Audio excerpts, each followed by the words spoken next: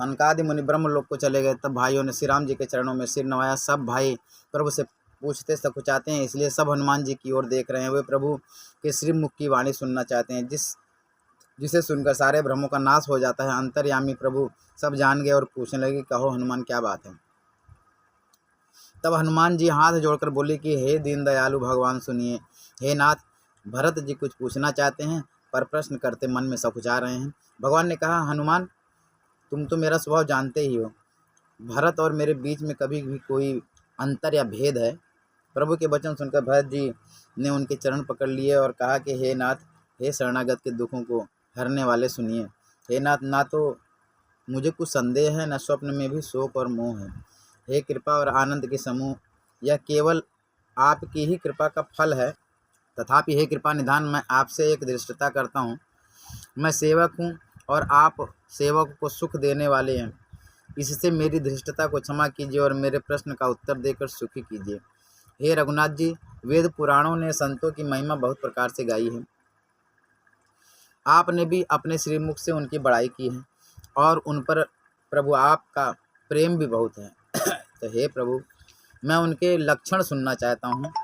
आप कृपा के समुद्र हैं और गुण तथा ज्ञान में अत्यंत निपुण हैं। हे शरणागत का पालन करने वाले, संत और असंत के भेद अलग अलग करके मुझको समझा कर कहिए। श्री राम जी ने कहा कि हे भाई, संतों के लक्षण गुण असंख्य हैं जो वेद और पुराणों में प्रसिद्ध हैं। संत और असंतों की करनी ऐसी है जैसे कुल्हाड़ी और चंदन का आचरण होता है। हे भाई सुनो, कुल्हाड़ी चंदन को काटती है क्योंकि उसका स्वभाव या काम वृक्षों को काटना है, किंतु चंदन अपने स्वभाव वश अपना गुण देकर उसे काटने वाली कुल्हाड़ी को भी सुगंधित करता है, सुगंध से सुवासित कर देता है। इस गुण के कारण चंदन देवताओं के सिरों पर चढ़ता है और जगत का प्रिय हो रहा है, और कुल्हाड़ी के मुख को यह दंड मिलता है कि उसको आग में जलाकर फिर घन से पीटते हैं। संत विषयों में लंपट लिप्त नहीं होते, शील और सद्गुणों की खान होते हैं। उन्हें पराया सुख देखकर सुख होता है। वे सब में सर्वत्र सब समय समता रखते हैं, कोई उनका शत्रु नहीं है। वे मद से रहित और वैराग्यवान होते तथा लोभ क्रोध हर्ष और भय का त्याग किए हुए रहते हैं। उनका चित्त बड़ा कोमल होता है। वे दीनों पर दया करते हैं तथा मन वचन और कर्म से मेरी निष्कपट विशुद्धि भक्ति करते हैं।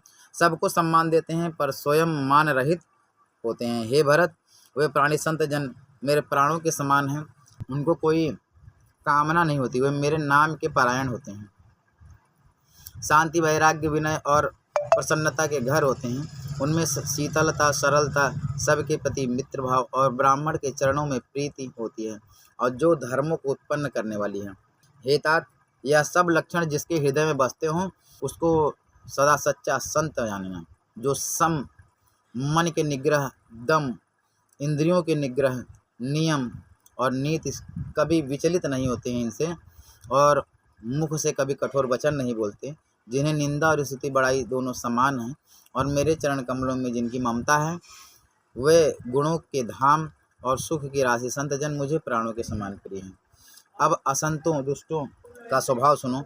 कभी भूल कर भी उनकी संगति नहीं करनी चाहिए। उनका संग सदा दुख देने वाला होता है। जैसे हरहाई बुरी जाति की गाय कपिला सीधी और दुधार गाय को अपने संग से नष्ट कर डालती है। दुष्टों के हृदय में बहुत ही अधिक संताप रहता है। वे पराई संपत्ति सुख देखकर सदा जलते रहते हैं। वे जहाँ कहीं दूसरे की निंदा सुन पाते हैं वहाँ ऐसे हर्षित होते हैं मानो रास्ते में पड़ी निधि खजाना पा लिया है। वे काम, क्रोध, मद और लोभ के परायण तथा निर्दयी, कपटी, कुटिल और पापों के घर होते हैं। वे बिना ही कारण सब किसी पे वैर किया करते हैं। जो भलाई करता है उसके साथ भी बुराई करते हैं। उनका झूठा ही लेना होता है, झूठा ही देना होता है, झूठा ही भोजन होता है और झूठा ही चबेना होता है। अर्थात वे लेन देन व्यवहार में झूठ का आश्रय लेकर दूसरों के हक को मार लेते हैं, अथवा झूठी डींग हाका करते हैं कि हमने लाखों रुपए ले लिए, करोड़ों का दान कर दिया। इस प्रकार खाते हैं चने की रोटी और कहते हैं कि आज खूब माल खाकर आए हैं, अथवा चबेना चबा कर रह जाते हैं और कहते हैं हम बहुत बढ़िया भोजन से वैराग्य हैं इत्यादि। मतलब यह कि सभी बातों में झूठ ही बोला करते हैं। जैसे मोर बहुत मीठा बोलता है परंतु उसका हृदय ऐसा कठोर होता है कि वो महान विषैले सर्पों को भी खा जाता है, वैसे ही वे भी ऊपर से मीठे वचन बोलते हैं परंतु हृदय के बड़े निर्दयी होते हैं। वे दूसरों से द्रोह करते हैं और पराई स्त्री, पराया धन तथा पराई निंदा में आसक्त रहते हैं, वे पामर और पाप में मनुष्य नर शरीर धारण किए हुए राक्षस ही हैं। लोभ ही उनका ओढ़ना है, लोभ ही बिछौना होता है, अर्थात लोभ से ही सदा घिरे हुए रहते हैं। वे पशुओं के समान आहार और मैथुन के ही परायण होते हैं। उन्हें यमपुर का भय नहीं लगता।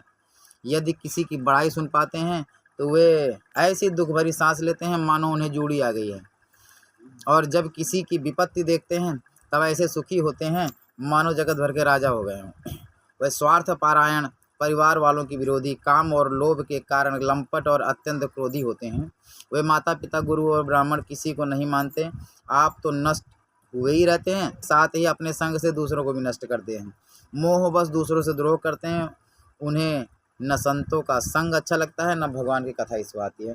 वह अवगुणों के समुद्र, मंद बुद्धि, कामी, राग युक्त, वेदों के निंदक और जबरदस्ती पराये धन के स्वामी, लूटने वाले होते हैं। वे दूसरों से द्रोह तो करते ही हैं, परंतु ब्राह्मण द्रोह विशेषता से करते हैं। उनके हृदय में दंभ और कपट भरा रहता है, परंतु वे ऊपर से सुंदर वेश धारण किए रहते हैं। ऐसे नीच और दुष्ट मनुष्य सतयुग और त्रेता में नहीं होते, द्वापर में थोड़े से होंगे और कलयुग में तो इनके झुंड के झुंड होंगे। तो हे भाई, दूसरों की भलाई के समान कोई धर्म नहीं है, दूसरों को दुख पहुँचाने के समान कोई नीचता पाप नहीं है। हे तात, समस्त पुराणों और वेदों का यह निर्णय निश्चित सिद्धांत मैंने तुमसे कहा है। इस बात को पंडित लोग जानते हैं। मनुष्य का शरीर धारण करके जो लोग दूसरों को दुख पहुंचाते हैं, उनको जन्म मृत्यु के महान संकट सहने पड़ते हैं। मनुष्य मोह व स्वार्थ पारायण होकर अनेकों पाप करते हैं, इसी से उनका परलोक नष्ट हुआ रहता है। हे भाई, मैं उनके लिए काल रूप भयंकर हूँ और उनके अच्छे और बुरे कर्मों का यथा योग्य फल देने वाला हूँ। ऐसा विचार कर जो लोग परम चतुर हैं, वे संसार के प्रवाह को दुख रूप जानकर मुझे ही बसते हैं। इसी से वे शुभ और अशुभ कर्मों को त्याग कर देवता और मनुष्य मुनियों के नायक मुझको बसते हैं। इस प्रकार मैंने संतों और असंतों के गुण कहे हैं।